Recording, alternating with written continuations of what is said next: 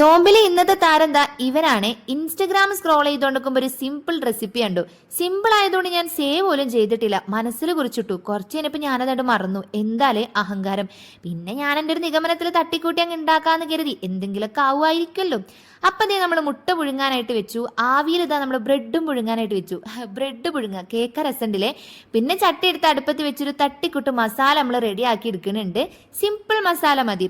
അപ്പോഴേക്കും ബ്രെഡ് ഇതാ ആവിന്ന് സെറ്റ് ആയിട്ടുണ്ട്. ഇത് എന്തിനെങ്ങനെ ചെയ്യണമെന്ന് വെച്ചാൽ നല്ല സോഫ്റ്റ് ആയിട്ട് കിട്ടും. നമുക്കിങ്ങനെ പരത്താൻ ഉണ്ടാക്കാനൊക്കെ നല്ല എളുപ്പമാണ്. ചിക്കറോളൊക്കെ ഉണ്ടാക്കുമ്പോൾ ഒന്ന് ട്രൈ ചെയ്തോളി. പിന്നെ 4 വശത്തായിട്ട് മൈദ കലക്കിയിട്ട് നമ്മൾ പശ പോലെ തേച്ച് കൊടുക്കുക. നമ്മുടെ മസാല വെക്കുക. ഒരു മുട്ട എടുത്തിട്ട് 4 കഷ്ണങ്ങളാക്കിയിട്ട് അതിലൊരു കഷ്ണം വെച്ചു കൊടുത്തിട്ട് നമ്മുടെ പഫ്സ് മടക്കണ പോലെ അങ്ങോട്ട് മടക്കിയെടുക്കുക. നന്നായിട്ടൊന്ന് വറുത്ത് കോരുക. വറുക്കുമ്പോൾ ഒന്ന് ശ്രദ്ധിക്കണം, പെട്ടെന്ന് കരിയാനുള്ള ചാൻസ് ഉണ്ട്. എന്നിട്ട് നല്ല സോസും കൂടി കൂട്ടി അങ്ങ് തട്ടിക്കാച്ചി വിട്ടാൽ നല്ല ടേസ്റ്റാണ്. മസ്റ്റ് ട്രൈ ആണ്. എന്തായാലും ട്രൈ ചെയ്തു കേട്ടോ.